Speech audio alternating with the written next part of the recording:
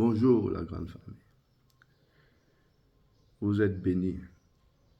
Oh, nous rendons gloire à Dieu. Je ne sais pas. J'ai envie de parler. J'ai envie de parler. De vous parler. Parce que vous avez du prix aux yeux de Dieu. Ce que lui veut pour vous, c'est le meilleur. Et pour faire l'expérience du meilleur, il faut être au courant, s'informer sur la nouvelle version, notre nouvelle version, ce que Christ a fait de nous dans sa résurrection. Il est écrit, au travers de sa résurrection, il nous a fait naître de nouveau. C'est une vérité. Il y a la vérité, il y a l'expérience de la vérité. Et l'expérience vient quand notre conscience a épousé ce qui a déjà été fait. L'expérience suit la vérité. C'est la raison pour laquelle, que tu boudes la vérité ou pas, elle demeure vérité. Cependant, tu ne pourras pas l'expérimenter si tu la boudes. Parce qu'on ne peut qu'expérimenter ce qu'on a vu, ce dont on est conscient, ce dont on est persuadé. Mais ce que le Seigneur veut, en ce qui nous concerne, c'est que nous soyons épanouis, surtout dans la révélation, dans la connaissance de la vérité. Et aujourd'hui, beaucoup de personnes ne veulent pas migrer vers ce qui est parfait. Ou bien, je ne suis pas ceux qui ne veulent pas, parce que tout le monde veut le meilleur, mais ils n'arrivent pas. Parce que, tout simplement à cause de ce qu'on écoute. Parce que ce que tu écoutes, tu le deviens quand tu y crois. Donc ce que tu écoutes est capital pour ton expérience.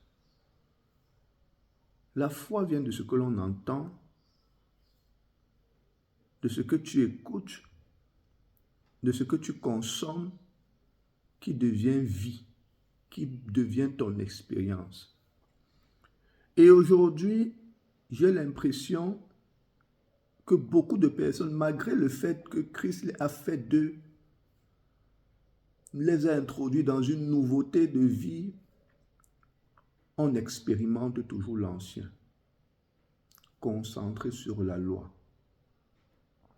Je veux nous dire ce matin qu'il est important de faire la différence entre la transaction et l'union. La loi nécessitait une transaction. Mais quand on parle dans l'union, au travers de ce que Christ a fait, il nous a unis à lui, on ne doit plus baser la relation sous la forme d'une transaction. Je fais, tu fais. Si je ne fais pas, si tu ne fais pas, je ne te donne pas. Ce n'est pas ça la vision de Dieu, mes frères. Beaucoup de personnes dans des relations entre hommes, on est beaucoup plus dans un système de transaction, d'échange. Avec Dieu, ce n'est pas une histoire d'échange. L'amour partage, c'est différent. Celui qui aime partage à l'autre. Il nous a tant aimé qu'il a donné et il n'a pas attendu qu'on l'aime. Donc ce n'est pas transactionnel. L'amour donne, l'amour se donne. Et c'est ça Jésus. C'est une relation. Une relation qui vient de l'union. Parce qu'il nous a unis à lui. Nous sommes un avec lui. Nous sommes en relation avec lui. Il nous transfère, il nous distribue, il nous a partagé ce qu'il est, sans rien nous demander. Parce que ce qu'il a partagé avec nous est bon pour nous. Est bon pour nous. Et quand c'est bon pour nous, c'est bon pour lui. Donc l'union n'a rien à voir avec la transaction. La relation dans l'union, ce n'est pas transactionnel. Mais on ne peut que chercher les transactions quand on se définit en dehors de l'union. Donc ça veut dire, je veux, l'autre veut.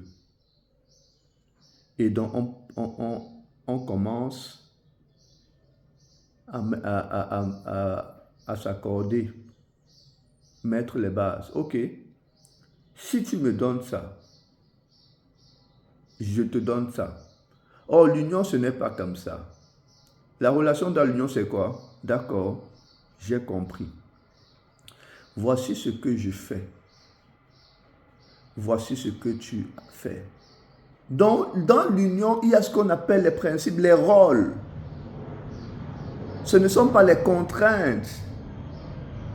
Les rôles. Tu discernes ton rôle, ta partition. Mais tu ne dis pas, si tu ne fais pas, il n'y a pas de condition. C'est notre participation. Il n'y a pas de condition. Donc je vous prie vraiment de revenir